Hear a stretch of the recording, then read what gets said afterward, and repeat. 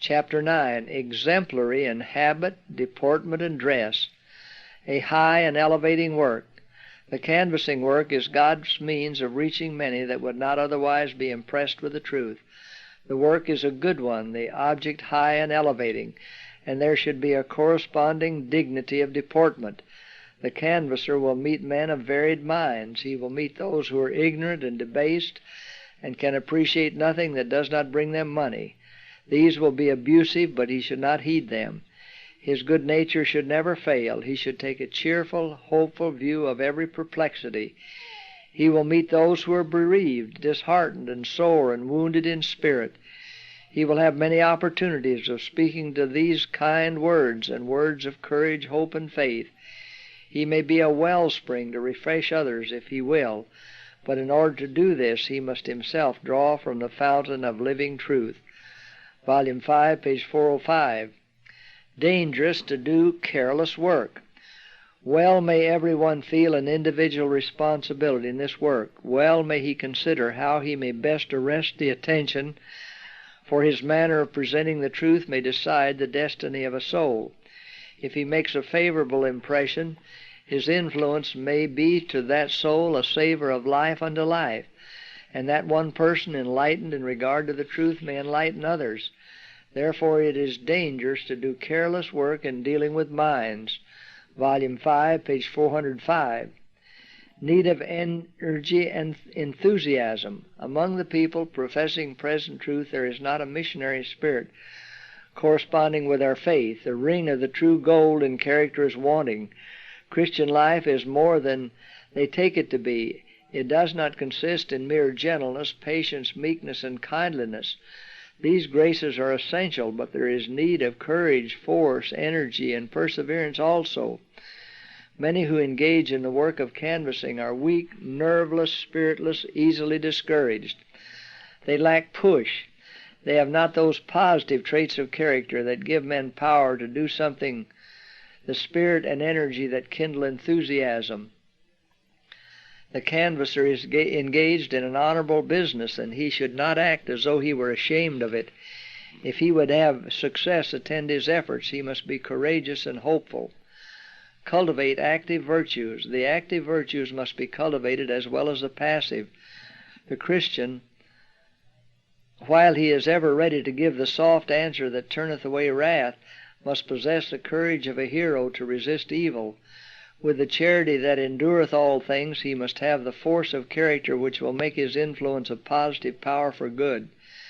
Faith must be wrought into his character. His principles must be firm. He must be noble-spirited, above all suspicion of meanness. The canvasser must not be self-inflated.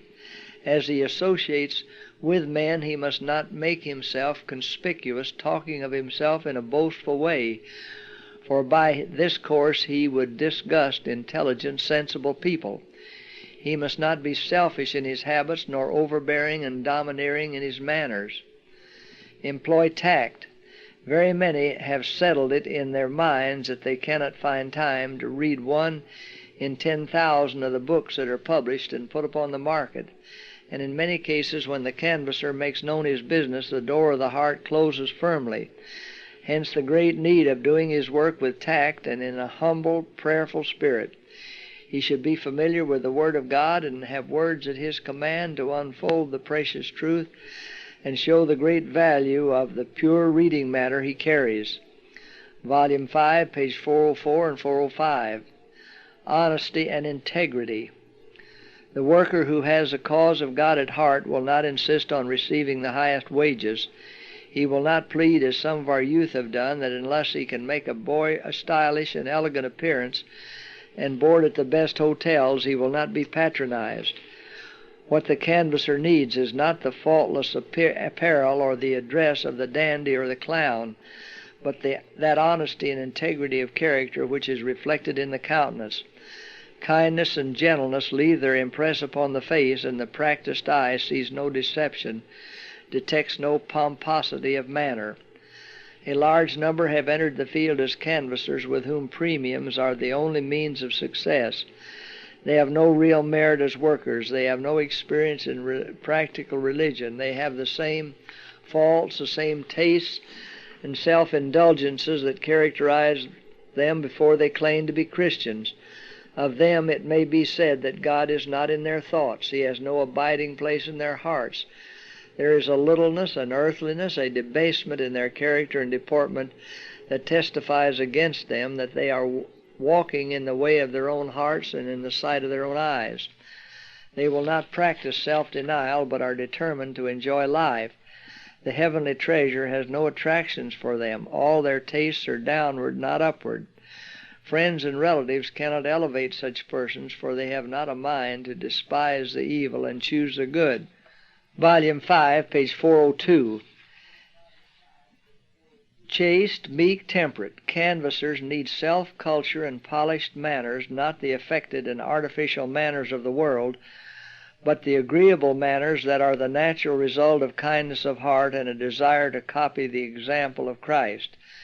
They should cultivate thoughtful, caretaking habits, habits of industry and discretion, and should seek to honor God by making of themselves all that it is possible for them to become. Jesus made an infinite sacrifice to place them in right relation to God and to their fellow men, and divine aid combined with human effort will enable them to reach a high standard of excellence. The canvasser should be chaste like Joseph, meek like Moses, and temperate like Daniel. Then a power will attend him wherever he goes. Volume 5, page 396. Pleasing dress and manners. We now have great facilities for spreading the truth, but our people are not coming up to the privileges given them. They do not in every church see and feel the necessity of using their abilities in saving souls. They do not realize their duty to obtain subscribers for our periodicals, including our health journal, and to introduce our books and pamphlets. Men should be at work who are willing to be taught as to the best way of approaching individuals and families. Their dress should be neat but not foppish, and their manners such as not to disgust the people. There is a great want of true politeness among us as a people. This should be cultivated by all who take hold of the missionary work. Volume 4, pages 391, 392. Untidiness in dress brings a reproach against the truth we profess to believe. You should consider that you are a representative of the Lord Jesus Christ. Let the whole life be in harmony with Bible truth. This is not a matter of but little consequence, for it affects your influence over others for time and for eternity. You cannot expect the Lord to give you the fullest success in winning souls for Him unless your whole manner and appearance is of a nature that will win respect. The truth is magnified even by the impression of neatness in dress. Letter 336, 1908. Persons of uncouth manners are not fitted for this work. Men and women who possess tact, good address, keen foresight, and discriminating minds, and who feel the value of souls are the ones who can be successful. Manual for Canvassers, page 15. Christian courtesy and helpfulness. The canvasser should make every effort in his power to let the light of truth shine forth in good works. In his discharge of duty, he should shed about him the fragrance of Christian courtesy, improving every opportunity to perform acts of helpful service. He should educate himself to speak distinctly and impressively. He should learn daily in the school of the great teacher. Christ will surely help those who hide in Him, depending on Him for strength. Review and Herald, June 16, 1903. Carefulness in deportment. There must be a decided stand taken by all our ministers and by all who profess to believe the truth in reference to the low level that some seem inclined to take in regard to their words and their deportment. These, in many cases, in no way correspond with the holy sacred truths that we profess. Many feel competent to become canvassers and colporteurs who are unconverted. They never have had the transforming grace of Christ. They are not pure. They are daily living a careless, sinful life. Their practices are such as make holy angels hide their faces. We must reach a higher standard, or we will be a reproach to the cause of God and a stumbling block to sinners. Letter 26D, 1887. Example in health reform. In your association with unbelievers, do not allow yourselves to be swerved from right principles. If you sit at their table, eat temperately, and only of food that will not confuse the mind. Keep clear of intemperance. You cannot afford to weaken your mental or physical powers, lest you become unable to discern spiritual things. Keep your mind in such a condition that God can impress it with the precious truths of His Word. Thus you will have an influence upon others. Many try to correct the lives of others by attacking what they regard as wrong habits. They go to those whom they think in error and point out defects, but do not put forth earnest, tactful effort in directing the mind to true principles. Such a course often fails of securing the desired results.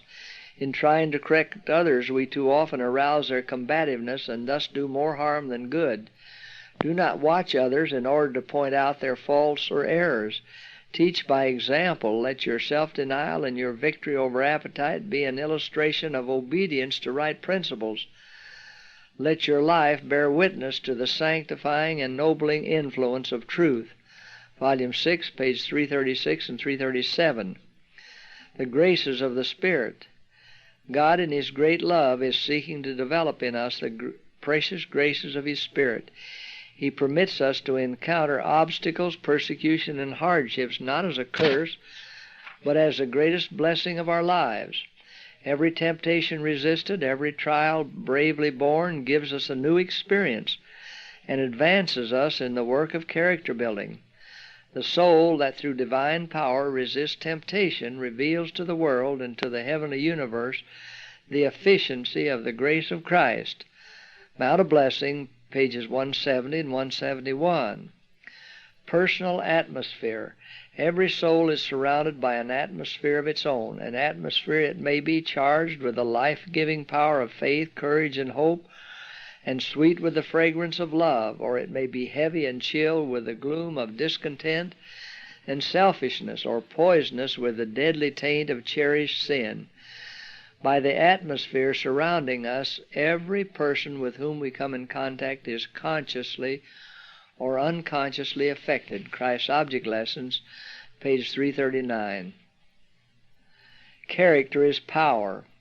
Character is power. The silent witness of a true, unselfish, godly life carries an almost irresistible influence. By revealing in our own life the character of Christ, we cooperate with Him in the work of saving souls. It is only by revealing in our life His character that we can cooperate with Him. And the wider the sphere of our influence, the more good we may do. Christ's Object Lessons, page 340. True as needle to pole. May the Lord help everyone to improve to the utmost the talents committed to His trust. Those who work in this cause do not study their Bibles as they should. If they did, its practical teachings would have a positive bearing upon their lives. Whatever your work may be, dear brethren and sisters, do it as for the Master, and do your best. Do not overlook present golden opportunities and let your life prove a failure while you sit idly dreaming of ease and success in a work for which God has never fitted you. Do the work that is nearest you. Do it even though it may be amid peril and hardships in the missionary field. But do not, I beg of you, complain of hardships and self-sacrifices. Look at the Waldenses. See what plans they devised that the light of the gospel might shine into benighted minds. We should not labor with the expectation of receiving our reward in this life, but with our eyes fixed steadfastly upon the prize at the end of the race. Men and women are wanted now who are as true to duty as the needle to the pole. Men and women who will work without having their way smoothed and every obstacle removed. When you live your faith, I have described what canvassers ought to be, and may the Lord open their minds to comprehend this subject in its length and breadth, and may they realize their duty to represent the character of Christ by their patience, courage, and steadfast integrity. Let them remember that they can deny Him by a loose, lax, undecided character.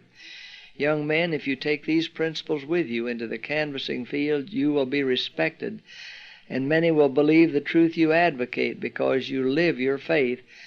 because your daily life is as a bright light set upon a candlestick, which giveth light to all that are in the house.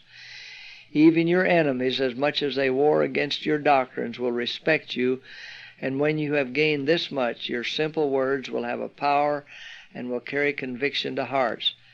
Volume 5, page 406 and 407.